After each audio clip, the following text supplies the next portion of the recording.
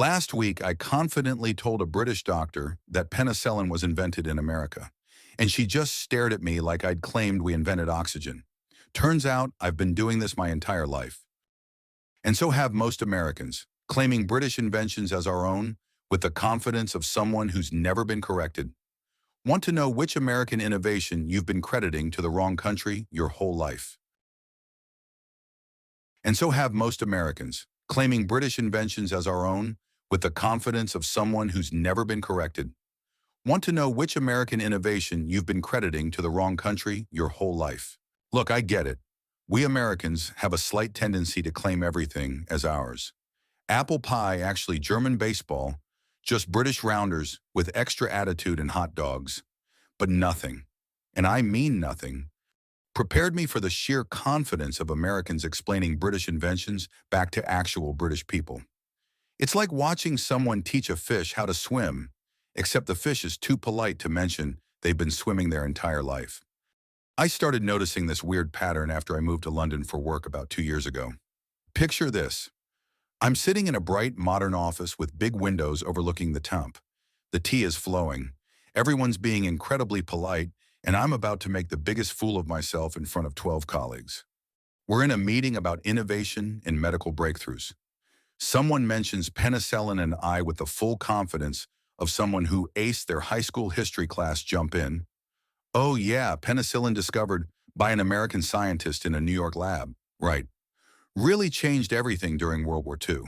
The room goes quiet. Not angry quiet. Worse, polite British quiet.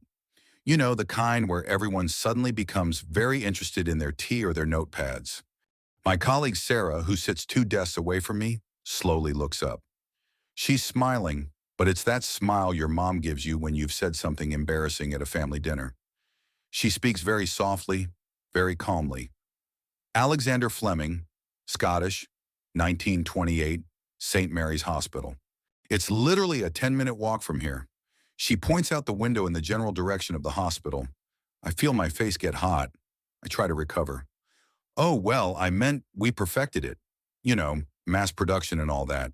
Sarah just nods and says, sure, the Americans did help with that part, but the damage is done.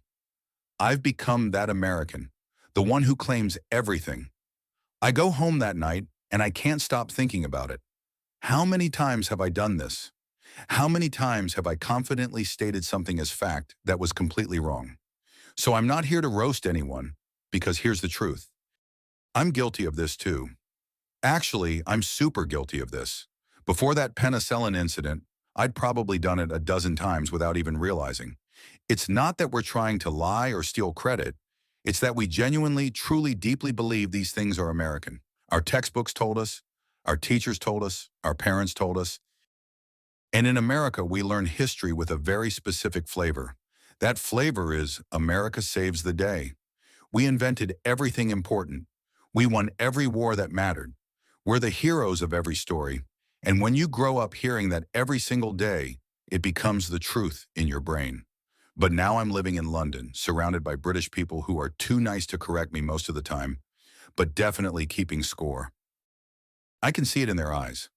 That little flicker of, here we go again when an American starts talking about history, and I'm thinking, have I been doing this my whole life? How many dinner parties have I ruined? How many British friends have quietly unfriended me in their heads? I'm about to show you what happens when American confidence meets British inventions. I can see it in their eyes. That little flicker of, here we go again when an American starts talking about history, and I'm thinking, have I been doing this my whole life? How many dinner parties have I ruined? How many British friends have quietly unfriended me in their heads? I'm about to show you what happens when American confidence meets British inventions. But before we get there, you need to understand something. This isn't just about being wrong. This is about being wrong with the kind of confidence that makes people question reality. It's about looking a British person in the eye and telling them their own history, and somehow, some way, we keep doing it. The first time I really saw this happen to someone else, I was in a Starbucks in Manhattan. This was before the pandemic, back when coffee shops were packed and everyone sat way too close to each other.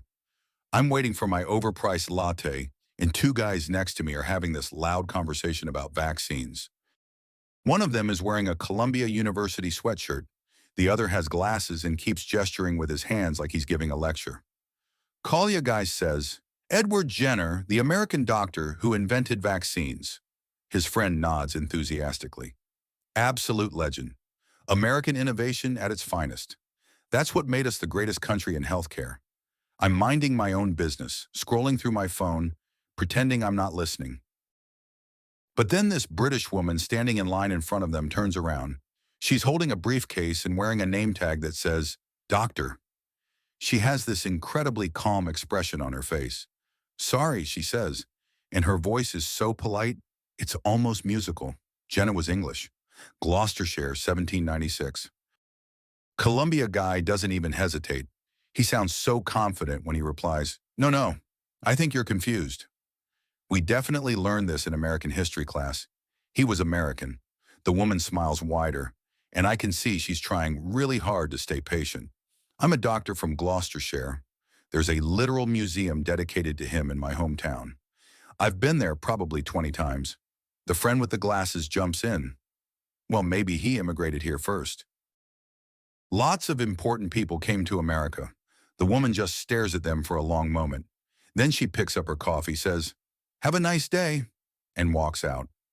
I watched her go and thought about the incredible amount of self-control that took. She could have argued.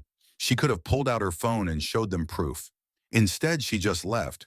Those two guys went right back to their conversation like nothing happened. A few months later, I'm at my cousin's wedding in New Jersey. It's one of those big Italian-American weddings with probably 200 people. The reception is in full swing. There's a DJ playing oldies. People are dancing. The bar is crowded. I'm standing near the shrimp cocktail table when I hear the groom's uncle holding court with a group of guests.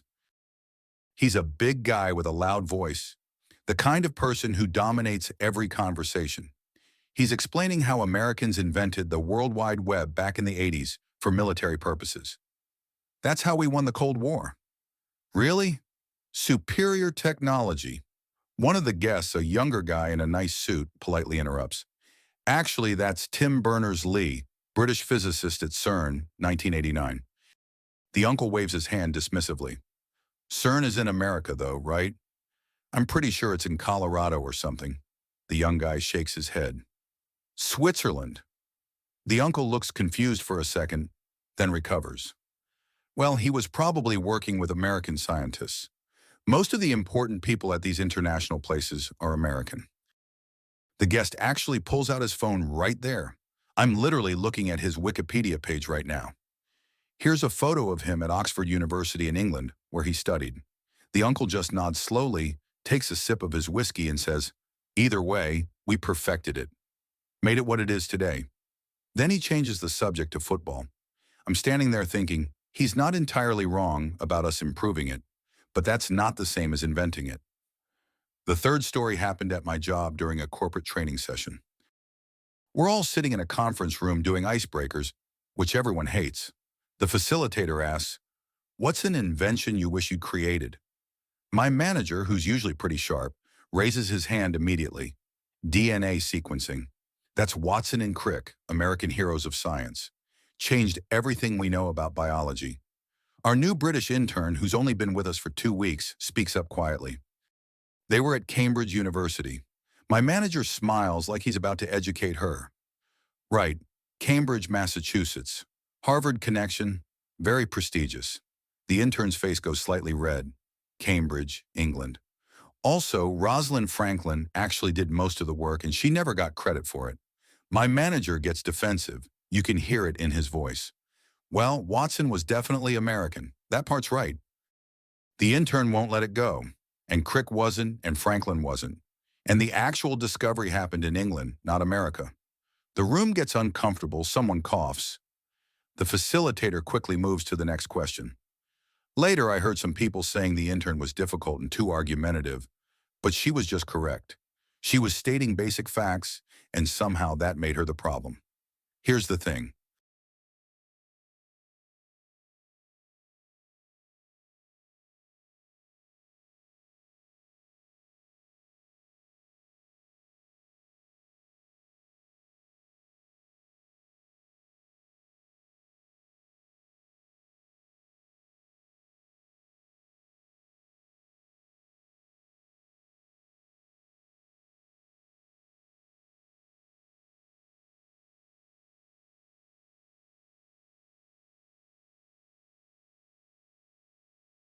They double down or try to find some way they were still partially right. And finally, they'd either pivot to, well, we improved it, or they just go completely silent and change the subject. I started wondering how many times I'd done this exact same thing. How many conversations had I dominated with incorrect facts? How many British people had I confidently lectured about their own history? The answer, I realized with growing horror, was way more than I wanted to admit. But that's nothing compared to what happened at a pub quiz in Brooklyn. I'm on a team with 5 other people, including a journalist who writes for a pretty big newspaper. We're doing okay. We've won a couple rounds. Then we get to the aviation round, and the quizmaster asks, who invented the jet engine? Our team captain, the journalist, doesn't even hesitate. Easy. American engineers, 1940s, World War II era. That's basic history. We all nod and agree. He writes down the answer with total confidence. We're sure we've got this point in the bag. When the quizmaster reads out the answers, we lose the point. The correct answer is Frank Whittle, British, 1930. Our captain actually stands up. His voice gets loud enough that other teams turn to look. That's not right. I literally wrote an entire article about American aviation innovation last year. This has to be wrong. The quiz master, who's British and has probably dealt with this before, stays incredibly calm. Did your article happen to mention Frank Whittle? The captain sits back down slowly. There might have been a British guy mentioned in the research. The quiz master raises his eyebrows. The guy who actually invented the thing. Our captain speaks much quieter now. We're moving on to the next question. We didn't win that round. Then there was my family barbecue last summer. My dad's best friend is there grilling burgers and holding a beer. My British boyfriend is visiting from London, meeting my family for the first time. He's nervous and trying to be polite. Dad's friend starts explaining transportation history while flipping burgers.